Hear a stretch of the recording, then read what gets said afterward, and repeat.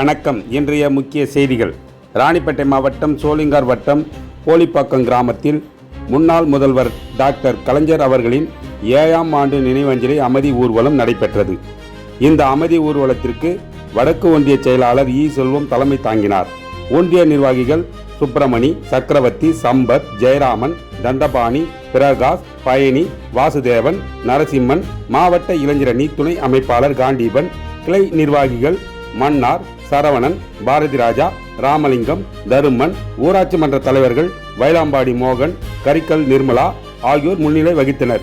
200க்கும் மேற்பட்டோர் கருப்பு பேட்ஜ் அணிந்து திரௌபதி அம்மன் கோவில் அருகில் இருந்து முக்கிய வீதி வழியாக அமைதி ஊர்வலம் சென்று கலைஞர் அவர்களின் திருவுருவ படத்திற்கு மாலை அணிவித்து மலர் தூவி மரியாதை செய்து மௌன அஞ்சலி செலுத்தினார்கள்.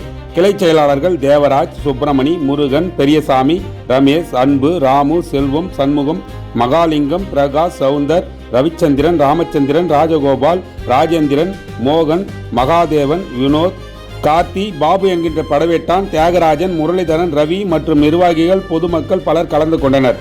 வடக்கு ஒன்றியத்துக்குட்பட்ட அனைத்து கிராமங்களிலும் முன்னாள் முதல்வர் டாக்டர் கலைஞர் அவர்களின் நினைவு நாள் அனுசரிக்கப்பட்டது. போரா உள்ளூர் செய்திகளுக்காக போரா குமார். வணக்கம்.